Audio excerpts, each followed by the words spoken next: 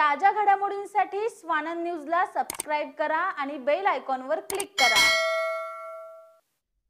उत्तर भारतीय समाजाचे भाजप जिल्हा अध्यक्ष संजय गुप्ता यांनी आमदार कुमार आयलानी यांच्यावर नाराजगी प्रकट करत भाजपमधून राजीनामा देत असल्याचं जाहीर केलं होतं आणि आज संजय गुप्ता यांनी वंचित बहुजन आघाडीत प्रवेश केलाय। त्यामुळे येणाऱ्या आगामी विधानसभा निवडणुकीत वंचितकडून संजय गुप्ता हे रिंगणात उतरण्याची शक्यता आहे। उल्हासनगरच्या सिंधू भवन या ठिकाणी वंचित बहुजन आघाडीचा सत्ता निर्धार मेळावा संपन्न झालाय। यावेळी वंचितच्या महाराष्ट्र प्रदेशाध्यक्ष रेखाताई ठाकूर यांच्या उपस्थितीत संजय गुप्ता आणि त्यांच्या कार्यकर्त्यांनी प्रवेश केलाय। गुप्ता यांनी भाषणावेळी भाजप आमदार कुमार आयलानी यांच्यावर जोरदार टीका करत भ्रष्टाचाराचे आरोप देखील केलेत। मला वंचित समाजासाठी काम करायचं असल्याचं संजय गुप्ता यांनी सांगत राजकारणात असल्याचं सांगितलंय। भारत के संविधान के रचयिता डॉक्टर बाबा साहब आम्बेडकर को नमन करता हूं, उनसे आशीर्वाद लेता हूं और मंच पर बैठे मेरे सभी प्रमुख अतिथि, उन सभी को मैं आशीर्वाद लेता हूं। आज मित्रों,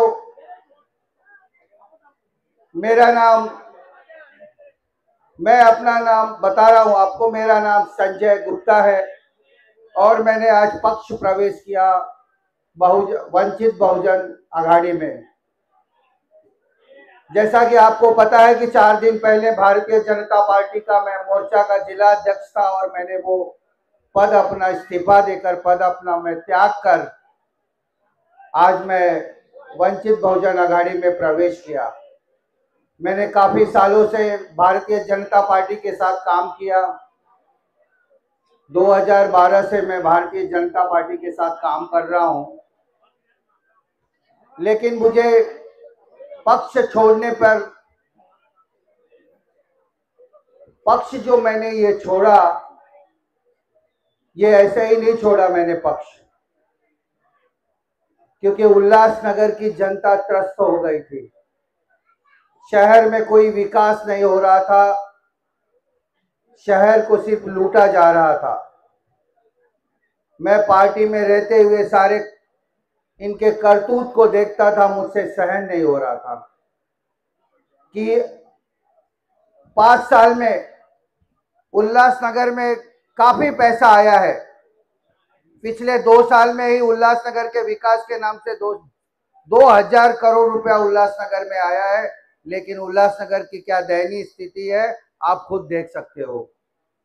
उल्लासनगर में बहुत ही रिश्वतखोरी, कहीं ना कहीं कमीशन खोरी, कोई भी काम अगर देना हो तो उसका बहुत बड़ा कमीशन होता था हमारे आमदार साहब का। इसी के चलते, कमीशन खोरी के चलते रोड का जो हालत है, ये इसका जीता जागता उदाहरण है। काम शहर में कुछ भी नहीं हो रहा, सिर्फ टेंडर पास हो रहा है, कागजों पे काम हो रहा है। तो ये कहीं न कहीं मेरे मन में गिनता आई और मैंने अपना त्याग पत्र दे दिया। मित्रों, मैं बहुत गरीब परिस्थिति में उल्लासनगर में मैं आया था। मैं कोई बहुत बड़ा धनाढ्य नहीं हूँ, मैं आपकी तरह मीडियम क्लास और बहुत ही छोटा इंसान हूँ, लेकिन मैं उल्लासनगर में आके पिछले 25 साल से मैं उल्लासनगर में, और मैंने काफी मेहनत किया। कोई मेरा गलत धंधा नहीं, कोई किसी का जगह हड़पना नहीं, किसी से हमने कोई रिश्वत नहीं लिया, सिर्फ अपने मेहनत के दम पे और आप लोगों के आशीर्वाद के दम पे मैंने आज आपके सामने यहाँ पर खड़ा हूँ। तो मुझे गरीब क्या होता है, गरीबी क्या होती है मुझे पता है। मैंने बहुत बुरे दिन देखे हैं, बहुत बुरे दिन। आज मैं अगर किसी का लाइट का बिल भरता हूं तो मुझे पता है कि मैं 4 महीना आपको मैं बिना लाइट का, मुझे एहसास है कि गरीब क्या होता है। इसीलिए आज मैं वंचित में आने का कारण ही यही है कि मुझे गरीबों के साथ काम करना है, मुझे उन लोगों के साथ काम करना है जो लोगों का शोषण हुआ है उल्लासनगर में, जो लोगों को इन्होंने रिश्वत लेके काम नहीं किया है, उन लोगों के साथ काम करना है मुझे। इसीलिए मैं आज यहाँ पर आपके सामने उपस्थित सब लोगों को बताना चाहता हूं कि मुझे एक बार मौका दीजिए। मेरा एक ही मिशन है, मानव सेवा ही माधव सेवा, नर सेवा ही नारायण सेवा है। Service to man is service to God. मैं यही मानता हूं। आज जो भी मैं सेवा देता हूं उसे कहीं ना कहीं मुझे मन को बहुत संतुष्टि मिलती है, मुझे कहीं ना कहीं आत्म शांति मिलती है सेवा देके, क्योंकि गरीबों का जो सेवा रहता है उसके ही दम पे आज मैं आपके सामने खड़ा है, उनके ही आशीर्वाद से मैं आज आपके सामने खड़ा हूं। मेरी कोई औकात नहीं है, मेरी कोई औकात नहीं है इन लोगों के सामने चुनाव लड़ने की। यहाँ पर बड़े बड़े महारथी है, बहुत बड़े बड़े पैसे वाले हैं, लेकिन मेरे साथ गरीबों का आशीर्वाद है। कहीं ना कहीं गरीबों का के लिए मैं जीना चाहता हूं, गरीबों का सेवा करना चाहता हूं। मैं आपको बताना चाहता हूं, मैं राजनीति नहीं करने के लिए आया हूं, मैं सिर्फ सेवा करने के लिए आया हूं। आज सेंट्रल हॉस्पिटल में जो भी भोजन जाता है, 1 बजे से लेकर 4 बजे तक वहां पर जितने भी मरीज को मिलने के लिए आते हैं उनको भोजन फ्री रहता है। 3 वृद्धाश्रम है आज उल्लासनगर में, हम बहुत सारा काम करते हैं, बच्चों के लिए काम करते हैं, बहुत सारे स्कूलों के लिए काम कर रहे हैं। इसी तरह मैं काम करते करते कहीं ना मुझे ऐसा मन में आया कि क्यों ना, मैं तो काम कर रहा हूं लेकिन मेरे पास कोई पावर नहीं है। अगर मेरे पास पावर रहा तो मैं हर एक गरीब के घर पे जाकर उनका जो सुख दर्द है वो मैं मिटा सकता हूं। इसीलिए मैं आज राजनीति में आया हूं। ये वंचित आघाड़ी मैंने इसीलिए चुना क्योंकि यहाँ पर लोगों को बहुत शोषण हुआ है, लोगों को बहुत ठगा गया है। इनके पैसे से आज यहाँ पर उन्होंने महल बनाया है, लेकिन वो आज भी झोपड़ी के झोपड़ी में ही है। मित्रों, मैं बहुत छोटा इंसान हूं।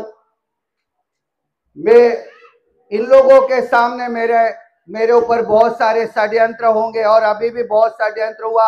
अभी 4 से 5 दिन पहले मेरे ऊपर, मैं घर पे सोया रहता हूं, मेरे ऊपर झूठा एफआईआर होता है कि मैंने किसी को चाकू मार दिया और पुलिस वो एफआईआर लेती है, मेरे ऊपर 324 दाखिल करती है।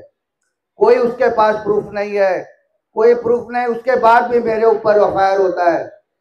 आज मेरे ऊपर बहुत सारे प्रेशर आ रहे हैं कि तुम चुनाव नहीं लड़ो, तुम्हें चुनाव लड़ने का कोई अधिकार नहीं है, तुम एक उत्तर भारतीय है, तुम कैसे मेरे सामने चुनाव लड़ सकते हो। ये आप लोगों का आशीर्वाद है कि मैं आज आपके सामने खड़ा और उनको चुनौती दे रहा हूं। आप लोगों ने 40 साल या ठिकाणी मोठ्या संख्येने ज्यांनी प्रवेश घेतला ते सर्व उत्तर भारतीय भाजपमधून वंचित बहुजन आघाडीमध्ये प्रवेश घेतलेले कार्यकर्ते बंधू भगिनींनी। गेल्या रविवारी मी धुळ्यामध्ये असाच एक प्रवेश घेऊन आले की राष्ट्रवादीचे त्या ठिकाणचे एक नगरसेवक ज्यांनी धुळ्यामध्ये वंचित बहुजन आघाडीमध्ये प्रवेश घेतला आणि आज या ठिकाणी उल्हासनगरमध्ये भाजपच्या एका महत्त्वाच्या पदाधिकाऱ्यांनी वंचित बहुजन आघाडीमध्ये प्रवेश घेतलेला।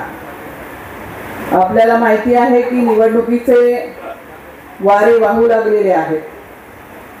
कोणत्याही क्षणी विधानसभेच्या निवडणुकांचं नोटिफिकेशन जारी होण्याची शक्यता आहे आणि या पार्श्वभूमीवरती वेगवेगळ्या ठिकाणी वातावरण महाराष्ट्रामध्ये काय आहे याची ही चुणूक आहे। आपल्याला माहिती आहे की महाराष्ट्राच्या राजकारणामध्ये नुकत्याच ज्या लोकसभेच्या निवडणुका झाल्या, या निवडणुकांमध्ये वंचित बहुजन आघाडीने लोकसभेच्या निवडणुका लढवताना कुठल्याही पक्षाबरोबर युती केलेली नव्हती. तर ज्या निवडणुका झाल्या त्या निवडणुकांमध्ये वंचित बहुजन आघाडीला यश मिळालेलं नाही आणि या पार्श्वभूमीवरती आपल्यावरती खूप मोठ्या प्रमाणावरती टीकाही होत आहे आणि दबावही येत आहे. परंतु या निवडणुकीमध्ये सुद्धा काल जो बाळासाहेबांचा इंटरव्ह्यू आलेला आहे त्याच्यामध्ये त्यांनी म्हटलेलं आहे की आमचे दरवाजे सर्वांसाठी उघडे आहेत, परंतु आम्ही कोणाकडे आता जाणार नाही. महाराष्ट्रामध्ये 1 महिन्यापूर्वी आरक्षण बचाव यात्रा काढून महाराष्ट्राच्या गावागावामध्ये ओबीसी विरुद्ध मराठा असा जो वाद पेटवण्याचा इथल्या प्रस्थापित पक्षांनी प्रयत्न केला होता आणि ज्याच्यामधून खूप मोठ्या प्रमाणावरती महाराष्ट्राच्या ग्रामीण भागामध्ये एक तणावाचं चिंतेचं वातावरण होतं. ते निवडून आणण्यासाठी म्हणून लोकांशी संवाद करत एक आरक्षण बचाव यात्रा वंचित बहुजन आघाडीने बाळासाहेब आंबेडकरांच्या नेतृत्वामध्ये काढली, ज्याच्यामध्ये मी देखील सहभागी होते. आणि हा जो एक वाद या ठिकाणी पेटवण्यात आलेला होता, हा वाद मिटवण्याचं, शमवण्याचं आणि विशेषतः या ठिकाणच्या ओबीसी समूहाला आश्वस्त करण्याचं काम बाळासाहेब आंबेडकरांच्या नेतृत्वामध्ये आम्ही केलं. वेगवेगळ्या ठिकाणच्या ओबीसीचे नेते आणि संघटना वंचित बहुजन आघाडीला जोडत आहेत. दुसऱ्या बाजूला या ठिकाणच्या आदिवासी संघटनांनी देखील वंचित बहुजन आघाडीकडे समझोता युती केलेली आहे आणि बाळासाहेबांनी हे देखील म्हटलेलं आहे की फक्त राखीव जागांवरती शेड्यूल कास्ट आणि शेड्यूल ट्राईबच्या जे उमेदवार उभे केले जातात त्याच्या पलीकडे खुल्या जागांवरती देखील यातले म्हणजे शेड्यूल कास्टचे आणि शेड्यूल ट्राईबचे उमेदवार उभं करण्याचं काम आम्ही करणार आहोत. आणि एक प्रकारे या ठिकाणच्या ज्या आदिवासींच्या संघटना आहेत वेगवेगळ्या, ओबीसींच्या ज्या वेगवेगळ्या संघटना आहेत, महाराष्ट्राच्या समाजकारणामध्ये काम करणाऱ्या ज्या सामाजिक संघटना आहेत, यांच्याबरोबर एक सामाजिक युती आम्ही केलेली आहे. आणि ही जी युती आहे या युतीच्या माध्यमामधून आम्ही या निवडणुका लढवत आहोत. याचं महत्वाचं कारण असं की आज मागच्या निवडणुकीमध्ये संविधानाचा विषय होता, या निवडणुकीमध्ये एक महत्वाचा प्रश्न जो मध्यवर्ती राहणार आहे, या निवडणुकीचा अजेंडा राहणार आहे आणि तो आहे आरक्षणाचा. कारण आपल्याला माहिती आहे की ही जी आमची ओबीसींच्या आरक्षणाची यात्रा चालू असताना ती संपण्याच्या दरम्यान सुप्रीम कोर्टाचा एक निर्णय आला की ज्याच्यामध्ये शेड्यूल कास्ट आणि शेड्यूल ट्राईबच्या आरक्षणाच्या वर्गीकरणाचा हा निर्णय होता आणि दुसरा त्याला क्रीमी लेअरचा निकष लावण्याचा देखील हा निर्णय आहे. या दोन्ही निर्णयांच्या विरोधामध्ये वंचित बहुजन आघाडीने भूमिका घेतलेली आहे. कारण वर्गीकरणाचा आणि याचा जो विषय आहे क्रीमी लेअरचा, क्रीमी लेअरमध्ये एक अजब निकष लावण्यात आलेला आहे ज्याची आपल्याला किती कल्पना आहे मला माहित नाही, परंतु एक निकष जो आहे की जो संपूर्ण या आरक्षण धोरणाचं कंबरडच मोडणारा आहे तो म्हणजे ज्या कुठल्या कुटुंबाने आरक्षणाचा लाभ घेतला आपल्या घरातल्या मुलासाठी, नोकरीसाठी, शाळेत शिक्षणासाठी, एक वेळेस जर का एखाद्या कुटुंबाने लाभ घेतलेला असेल तर त्या कुटुंबाला दुसऱ्या वेळेस लाभ मिळणार नाही. त्यांना क्रीमी लेअर मानलं जाईल आणि त्यांना आरक्षणाच्या लाभापासून बाहेर केलं जाईल. हा जो क्रीमी लेअरचा अजब नियम या ठिकाणी लावण्यात आलेला आहे याच्या विरोधामध्ये वंचित बहुजन आघाडीने ठामपणाने भूमिका घेतलेली आहे. आपण बघतो आहोत की ह्या निर्णयाला या ठिकाणची काँग्रेस असेल, राष्ट्रवादी असेल, शिवसेना असेल यांनी स्वागत केलेलं आहे. आणि त्याच्यावरनं एक मोठी चर्चा आज महाराष्ट्रामध्ये उभी आहे, किंबहुना संपूर्ण देशामध्ये उभी आहे की काँग्रेसच्या 2 राज्यांनी, कर्नाटक आणि तेलंगणा, ह्या 2 राज्यांनी असं स्टेटमेंट केलं हा निर्णय आल्यानंतर की हा निर्णय इम्प्लिमेंट करणं, कार्यवाही करणं याचा पहिली कार्यवाही आम्ही करू असा ठराव या ठिकाणच्या काँग्रेसच्या सरकारांनी केलेला आहे. म्हणजे एका बाजूला स्वागत केलेलं आहे आणि दुसऱ्या बाजूला या ठरावांचं आम्ही इम्प्लिमेंटेशन करू असं म्हटलेलं आहे. आता हा निर्णय नक्कीच लक्षात घ्या आपण की ज्यांनी असं म्हटलं की आम्ही संविधान वाचवण्यासाठी आम्ही निवडणुकीमध्ये उतरलेले आहोत आणि आम्हाला मतदान करा, तर हे दोन्ही निर्णय जे आलेले आहेत हे दोन्ही निर्णय हे संविधान विरोधी आहेत. आणि ज्यांनी संविधानाची आण घालून या ठिकाणच्या बहुजनांची, इकडच्या आदिवासींची, इकडच्या शेड्यूल कास्टची, इकडच्या मुसलमानांची मतं घेतली, ते ज्यावेळेस याच्या विपरीत असे निर्णय येत आहेत, संविधानाला छेद देणारे निर्णय येत आहेत आणि सर्वात महत्वाचा विषय म्हणजे आरक्षणच या ठिकाणाहून बाद करण्यासाठी म्हणून एक षडयंत्र आखलं जात आहे, तेव्हा त्याचं स्वागत करण्याचं काम करत आहेत, त्याला विरोध कुठेही करत नाही आहेत.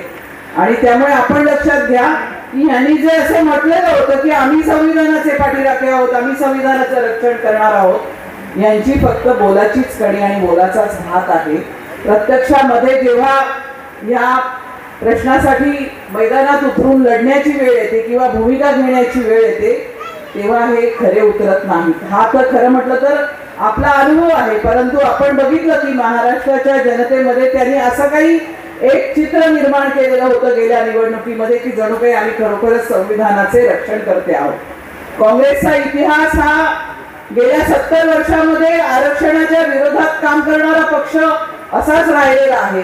राष्ट्रवादीचाही तोच इतिहास आहे आणि शिवसेनेचाही तोच इतिहास आहे.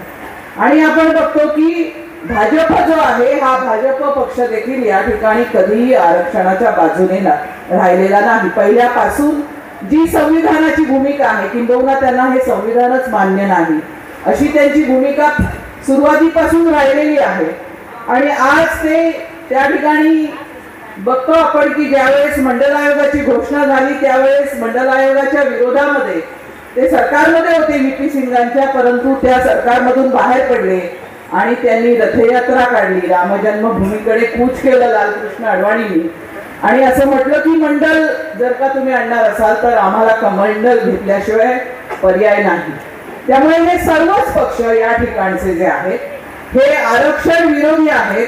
आणि आपल्याला एक महत्वाचा या ठिकाणी विषय आहे तो म्हणजे हे आरक्षण जे आपल्याला बाबासाहेब आंबेडकरांनी दिलं, भारताचा स्वातंत्र्य मिळाल्यानंतर संविधान लागू झाल्याबरोबर जे आरक्षण आपल्याला मिळालेलं आहे त्याच्या मागची जी सामाजिक भूमिका, बाबासाहेबांची भूमिका ही होती की जर का हजारो वर्षांची या ठिकाणची मनुवादी व्यवस्था जी आहे त्या व्यवस्थेमधून आपण जर का एका नवी सुरुवात करणार असू, नव्या समाजाला जर का आपण निर्माण करणार असू तर हा नवा समाज निर्माण करण्यासाठी मनुवादी व्यवस्थेने जे या ठिकाणी शोषण केलं, जे या ठिकाणी इकडच्या लोकांवर अत्याचार केले, अन्याय केले आणि त्याच्यामधून जी विषम समाज व्यवस्था निर्माण झाली, जे या ठिकाणचे अनेक समूह हे मागासलेले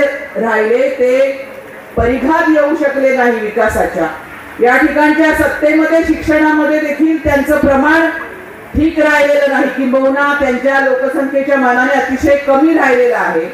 या सर्व समूहांना सोबत घेऊन जर जायचं असेल तर त्याच्यासाठी एक अत्यंत महत्वाचं जर का धोरण कुठलं असेल तर ते आरक्षणाचं धोरण आहे.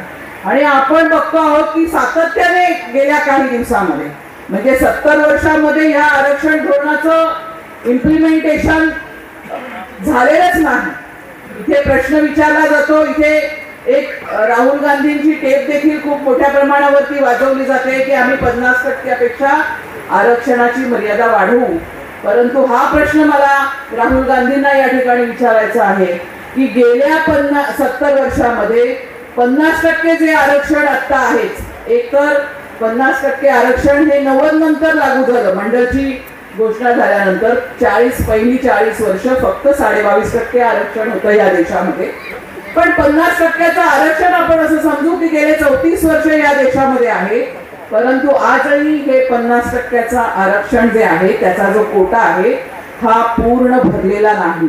जर का आपण आरक्षणाची संपूर्ण या ठिकाणची वेगवेगळ्या खात्यामधली अंमलबजावणी बघितली तर आजही त्या ठिकाणी 70-75% खुल्या वर्गामधले अधिकारी आहेत. ही आकडेवारी काय आहे हे सांगण्याची ही जागा नाही, कारण या ठिकाणी तेवढा वेळ देखील नाही. परंतु मी हे सांगत आहे या ठिकाणी की आरक्षण हा अतिशय महत्वाचा मुद्दा आहे. आणि म्हणून बाळासाहेब आंबेडकरांनी संपूर्ण आरक्षण यात्रेमध्ये हे सांगितलेलं आहे की जर का ओबीसीच्या आरक्षणावरती ज्या प्रकारचा एक हल्ला करण्याचा प्रयत्न गेल्या वर्षभरामध्ये मनोज जरांगेंच्या भूमिकेमुळे होत आहे आणि या ठिकाणचं जे सरकार आहे भाजप आणि शिंदे सरकार जे आहे, या शिंदे सरकारने बेकायदेशीररित्या 55 लाख कुणबी सर्टिफिकेट या महाराष्ट्रामध्ये वाटण्याचं काम केलेलं आहे की जी बेकायदेशीर आहेत, ही सर्व रद्द झाली पाहिजेत अशी मागणी आपण केलेली आहे. आणि ओबीसीच्या कोट्यामधून मराठ्यांना, गरीब मराठ्यांच्या बाजूने जरी आम्ही आहोत, त्यांच्याबद्दल आम्हाला सहानुभूती आहे, त्यांना न्याय मिळाला पाहिजे ही भूमिका असली तरी ओबीसी कोट्यामधून त्यांना आरक्षण देता येणार नाही, त्यांना ओबीसीची सर्टिफिकेट देता कामा नये, ही आपली भूमिका. सगळे सोयरेचा जो कायदा त्यांनी त्या ठिकाणी आणायचा प्रयत्न केलेला आहे, तर सगळे सोयरेचा कायदा हा बाबासाहेब आंबेडकरांच्या आरक्षण कायद्याला विपरीत आहे, त्याच्या विरोधात आहे. त्यामुळे सगळे सोयरेचा कायदा देखील या ठिकाणी आम्ही आणू देणार नाही, ही आपली भूमिका आहे. परंतु या सर्व प्रश्नावरती आपल्याला जर का फक्त रस्त्यावरची लढाई आपण लढणार असू तर आपल्याला या ठिकाणी हे आरक्षण वाचवता येणार नाही. आपल्याला ही लढाई सभागृहामध्ये जाऊन लढावी लागणार आहे. आणि सभागृहामध्ये जर का जाऊन लढायची असेल तर त्या ठिकाणी आपल्याकडे बहुमत पाहिजे. 288च्या सभागृहामध्ये आपल्याकडे 144 पेक्षा अधिक आमदार जे आरक्षणाचे पाठीराखे आहेत, असे ओबीसी, एससी, एसटी आमदार आपल्याला निवडून दिले पाहिजेत. तरच आपण या ठिकाणी ह्यांनी जे हे 55 लाख दाखले दिलेले आहेत, 55 लाख सर्टिफिकेट दिलेली आहेत, ती रद्द करण्याचं काम करू शकतो.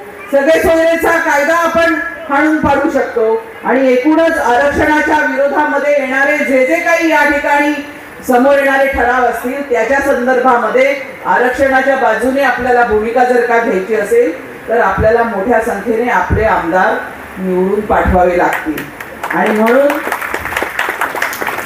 आपल्याला सर्वांना आवाहन आहे या ठिकाणी की खूप वेळ राहिलेला नाही की या ठिकाणी आपण वंचित बहुजन आघाडीचे आरक्षणवादी आमदार निवडून पाठवण्यासाठी आपण कंबर कसली पाहिजे.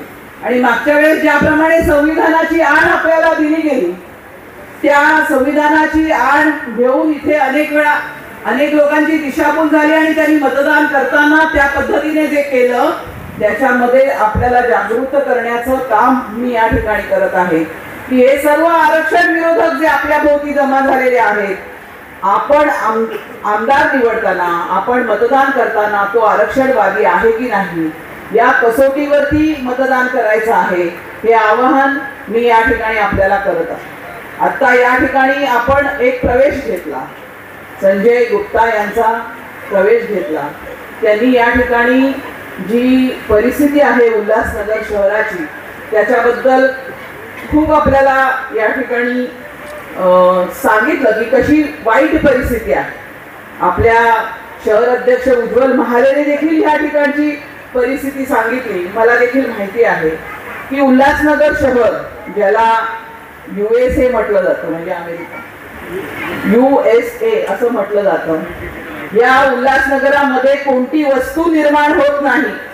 जगामध्ये ज्या ज्या वस्तू आहेत त्याचं सर्वांचं जर का निर्माण करायचं असेल तर उल्हासनगर मध्ये माणसं येतात आणि अनेक गोष्टी या ठिकाणी करून घेऊन जातात, अशी ही उद्योग नगरी आहे आणि म्हणून तिला USA म्हटलं जातं. परंतु या उल्हासनगरची बाकीची जर का परिस्थिती आपण बघितली की इथे मोठ्या प्रमाणावरती उद्योगधंदा आहे, इथे मोठ्या प्रमाणावरती संपत्ती निर्माण होत आहे, इथले लोक मोठ्या प्रमाणावरती आपल्याला टॅक्स देत आहेत, परंतु त्यांच्या टॅक्स मधून उल्हासनगर शहराकडे जर का आपण बघितलं तर ते USA आणि हे USA याच्यामध्ये जमीन अस्मानाचं अंतर आहे. आरोग्य म्हणजे जे हे आहेत या ठिकाणचे हॉस्पिटल्स आहेत त्या ठिकाणची आरोग्य व्यवस्था अतिशय दयनीय आहे.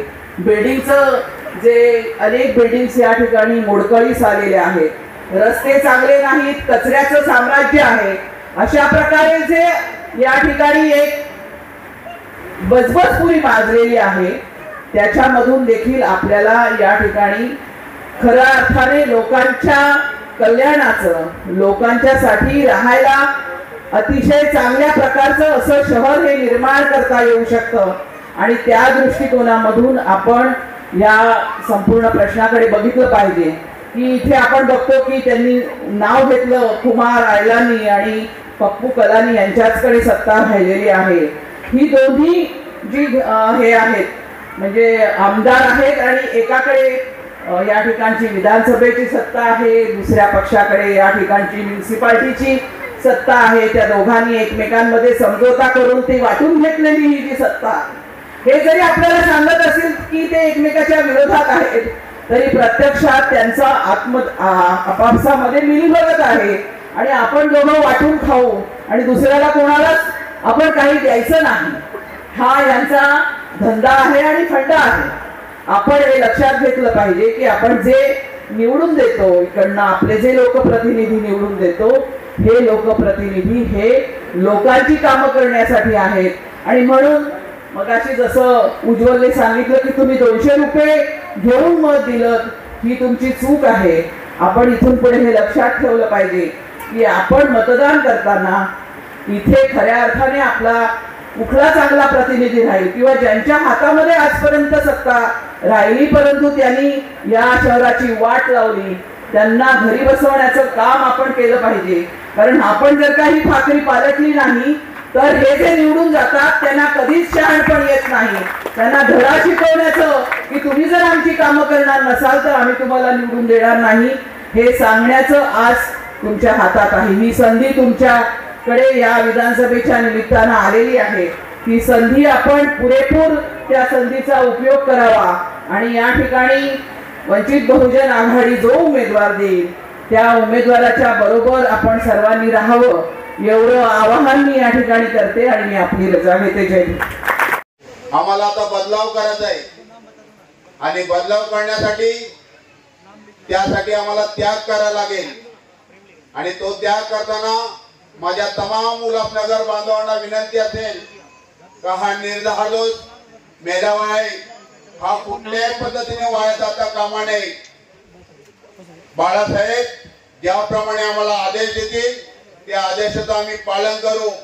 ज्या ज्या पद्धतीने आम्हाला काम देतील त्या पद्धतीने आम्ही काम करू आणि परंतु या महाराष्ट्रामध्ये चाललेला जो गैरवापर आहे आज जे आमच्या बौद्ध भिक्खू संघाला जे काही भोजन घालत आहेत भिक्खूची संघाची उपमा काय आहे महाराष्ट्राची म्हणते यांना सर्वांना कल्पना आहे का म्हणतेना जेवण देत असताना गुडघ्यावरतीच बसलं पाहिजे, गुडघ्यावरती बसूनच पाणी दिलं पाहिजे, परंतु त्या ठिकाणी या सरकाराचं मुख्य मनुष्य त्यांना उभ्याने कुठली बाटली देत आहे ते आम्हाला माहित नाही आणि म्हणून आम्ही बौद्ध बांधवांनी सावध राहिलं पाहिजे अशा लोकांपासून आणि या ठिकाणी बदलाव करण्यासाठी निर्धार केला पाहिजे. आज जर आपण हा निर्धार जर केला नाही तर कदाचित आपल्याला बाबासाहेबांचे आपण विचार करत असताना आपल्याला कोणी माफ करणार नाही आणि मी माझ्या या ठिकाणी सर्व बांधवांना विनंती करेन का आपण स्वाभिमानाने जीवन जगा. स्वाभिमानाने जीवन जगण्यामध्ये आपलं कार्य यशस्वी होईल आणि त्याच पद्धतीने जे काय बाळासाहेब आदेश देतील त्या आदेशाप्रमाणे आपण काम करूया. मी या ठिकाणी या निर्धार सभेमध्ये माझं स्वागत करण्यात आलेलं आहे, मला बोलण्याची संधी दिलेली आहे. मी या ठिकाणी आयोजकांचा आभार मानतो. इथे थांबतो. जय भीम, जय बुद्ध, जय भारत. आणि आमचे लाडले नेते डॉक्टर संजय कन्हैयालाल गुप्ताजी आणि मारल, वरप, कांबा, उल्हासनगर, कल्याण, अंबरनाथ वरून आले हे माझे सर्व कार्यकर्ता, माझे पत्रकार बंधु, आप सभी को मेरा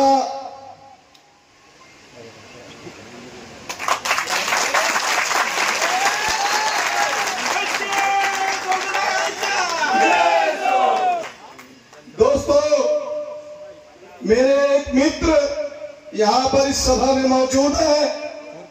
आज उनका सपना सच होगा।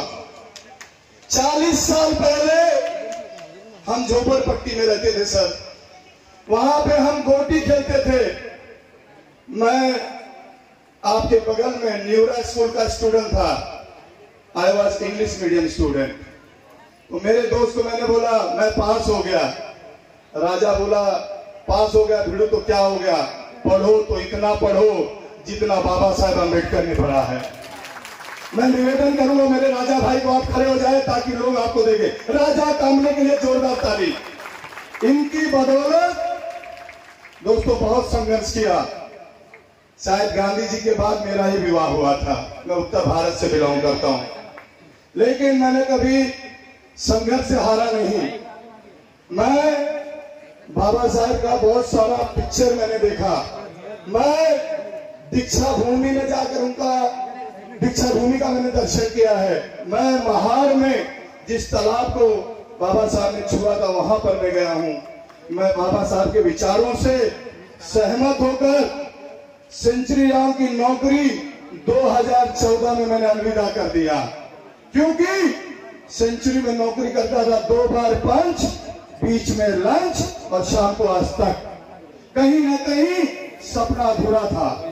तो मैंने लॉ ग्रेजुएट किया। पिछले 10 सालों से मैं चोपड़ा कोर्ट और कल्याण कोर्ट में प्रैक्टिस करता हूं। दोस्तों, भारतीय जनता पार्टी में मैंने पिछले 30 वर्षों से कार्य किया, लेकिन वहां पर ऐसा कोई सामान्य कार्यकर्ताओं को जो सम्मान मिलना चाहिए वो नहीं वहां पर मिलता था। उनका उत्तर भारतीय हो चाहे महाराष्ट्रियन हो, उनके दिमाग में ये भीड़ जुटाने वाले लोग हैं। इनको बस भरना चाहिए, इनको झंडा और डंडा लेके चलना चाहिए। तो दोस्तों, पार्टी का झंडा बदलता है लेकिन डंडा वही रहता है, कार्यकर्ता। अब आप लोग को पता चलेगा हमारे जैसा कार्यकर्ता क्या है। दोस्तों, इस शहर की हालत आप देखिए, इस शहर की हालत देखिए, रोड को देख लो, पानी का देख लो, बिजली का देख लो, और कई भी समस्या आप देख लो। वैसे की वैसे जैसे 40 साल पहले थी, बचपन में देखा, जवानी में देखा, कोरोना में बच गया, 50 साल का हो गया, वही समस्या चल रही है। 2 परिवार, इस शहर में सिर्फ 2 परिवार राज कर रहा है। बाबा साहब का बना हुआ संविधान यहाँ पे लागू नहीं है क्या?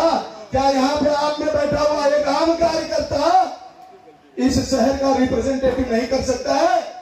आज हमारे बीच डॉक्टर संजय कन्हैयालाल गुप्ता जी एक सक्षम उम्मीदवार हैं, जो पद पर ना रहते हुए 500 घोर गरीबों को रोज सेंट्रल हॉस्पिटल में भोजन दे रहे हैं। जितनी भी सेंट्रल हॉस्पिटल में लड़कियां पैदा हो रही हैं उनको 5000 मानधन दे रहे हैं, बच्चों की फीस भर रहे हैं, हॉस्पिटल का बिल भर रहे हैं, और तो जो युवाओं को चाहिए रोजगार दे रहे हैं। आज इनकी कंपनी में 2500 लोग काम कर रहे हैं। आने वाले समय में इन्होंने कहा पांडे जी मैं 5000 लोगों की भर्ती करूंगा, जिसमें 2500 लोग इस शहर से रहेंगे। तो दोस्तों, ये ऐसा युवा चेहरा है जिसे ना केवल महाराष्ट्रियन, ना केवल उत्तर भारतीय मैं यहाँ पे देख रहा हूँ, बहुत सारे मुस्लिम भाई बहन आएंगे। तो कहना चाहूंगा, ये ना पूछो कि यहाँ हिंदू मुसलमान कौन है, पता ये लगाओ कि इनमें इंसान कौन है। रेखा भाई को कहना चाहूंगा, इस देश में बदलापुर कांड पे इस देश में कोई बोलता है कि इस्लाम खतरे में है, तो कोई बोलता है कि हिंदू खतरे में है, और देश की बेटी बोलती है मैं कहां जाऊं, मेरी तो हर सुबह शाम खतरे में है, मेरी तो हर सुबह शाम खतरा में है। पुलिस ऑफिसर यहाँ पे सक्षम है, अच्छे अच्छे पुलिस ऑफिसर है, लेकिन आप देख रहे हो कुर्ता लेके लोग गली गली में घूम रहे हैं। कब किसका मर्डर हो जाए कोई भरोसा, लॉ एंड ऑर्डर नहीं है। दोस्तों, अगर अल्लाह ने ये दुनिया बनाई तो सबको मुसलमान क्यों नहीं बनाया, और अगर ईश्वर ने ये दुनिया बनाई तो सबको हिंदू क्यों नहीं बनाया। न हिंदू बनूंगा न मुसलमान, इंसान की औलाद हूं, इंसान बनूंगा। हमको पहले इंसान बनना चाहिए। अगर उत्तर प्रदेश मेरी माँ है तो महाराष्ट्र माझी मौसिया है, महाराष्ट्र माझी मौसिया है। आप लोग के सामने बहुत अच्छे अच्छे वक्ता हैं। ये तो देखिए, ये छोटा सा टेलर था।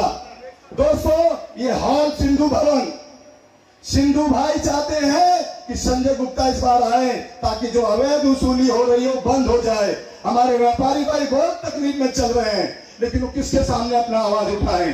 तो ये जो सिंधु भवन मिला, ये भी विरोध हो रहा था कि कैसे आप लोग को मिला। मैंने डॉक्टर साहब को बोला टाउन हॉल मत लेना, नहीं तो एन वक्त पे कैंसिल हो जाएगा। तो इन्होंने समझदारी दिखाई बहुत। आज आप सोचिए, चोपड़ा कोर्ट से लेकर सपना गार्डन तक पूरी ट्रैफिक जाम हो गई। इतने सारे कार्यकर्ता, क्या आप लोग पैसे दे के लाए हो क्या? ये खुद कार्यकर्ता यहाँ पर आए हैं। आज की इस सभा के बाद अच्छे अच्छे लोगों की नींद हराम हो जाएगी, और वंचित की क्या ताकत है ये मालूम पड़ेगा। रेखा ताई के सामने मैं इतना ही संकल्प लूंगा, मैं एक सामान्य कार्यकर्ता हूं। जब तक डॉक्टर संजय कन्हैयालाल गुप्ता इस शहर में निवडणूक चलते रहेगी, चाहे वो 15 नवंबर चले। दोनच जण आहेत ते राजकर्ते आहेत. आपण पाठीमागे टाउन हॉलमध्ये एक रेकॉर्ड ब्रेक असा मेळावा घेतला होता, आणि त्या मेळाव्यामधून पण मी बोललो होतो का दोन जे आमदार आहेत हे आळीपाळीनं उल्हासनगर शहरामध्ये राज करतात. आता एक जो पहिला आहे त्यांनी हमखास उल्हासनगर शहरवासियांना आणि समाजाला मूर्खात काढलेलं आहे. प्रथम त्यांनी सांगितलं का मैं उल्हासनगर को सिंगापूर बनाऊंगा, आणि हे स्वप्न उल्हासनगर शहराच्या जनतेला, भोळ्या भाबड्या जनतेला दिलं. आणि आज तुम्ही अवस्था बघत असाल तर रस्त्याची अवस्था काय, पाण्याची अवस्था काय, साफसफाई काय. आणि प्रथम हे तर कधी सिंगापूरचा सोडा, यांनी महाराष्ट्रामध्ये रेकॉर्ड ब्रेक असेल का एकही आमदार, या दोघातून एकही आमदार कधी कुठल्या झोपडपट्टीमध्ये सलाम एरियामध्ये गेलेला नाही. ते फक्त निवडून येण्यापुरतच मर्यादित राहतात. आपण बघितलं असेल का बीजेपीचे कुमार आयलांनी सध्या आमदार आहेत, ते देखील त्यांना तर मी तर म्हणतो त्यांना राजकारणाचा काही संबंधच नाहीये. राजकारणापासून ते खूप दूर आहेत.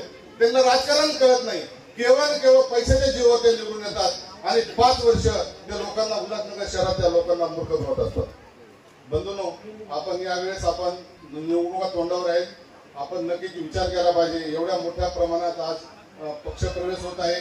उत्तर भारतीय वंचित बहुजन आघाडीसाठी संधी जोडलेले आहेत, आणि संजयजी गुप्ता साहेब यांनी आदरणीय बाळासाहेब आंबेडकरांच्या विचारांना प्रेरित होऊन आणि आदरणीय रेखाताई ठाकूर यांच्या संघटन कौशल्य आणि या सर्व बाबींचा विचार करून बाळासाहेब आंबेडकरांच्या नेतृत्वाखाली राजघराकडे त्यांनी वाटचाल त्यांची सुरुवात केलेली आहे. आणि जसं पाठीमागे कोणीतरी बोललं की या ठिकाणी तेच बोलले का मान सन्मान खूप मिळत आहे.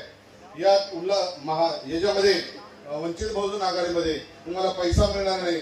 तुम्हाला आणखीन कुठल्याही गोष्टीचं जे हे लोक आमिष दाखवतात, मला ते काही गांधी म्हणा किंवा आणखीन काही असेल, हे काही मिळणार नाही. पण खरोखरच मान सन्मान तुम्हाला या ठिकाणी नक्कीच मिळतो. मी जास्त, मला वेळ कमी दिलेला आहे, मी जास्त बोलणार नाही, थोडक्यात बोलतो. जय भीम. यावेळी हजारोंच्या संख्येने वंचित बहुजन आघाडीचे कार्यकर्ते उपस्थित होते. आकाश सहाने, स्वानंद मीडिया, उल्हासनगर. ताज्या घडामोडींसाठी स्वानंद न्यूजला सबस्क्राईब करा आणि बेल आयकॉनवर क्लिक करा.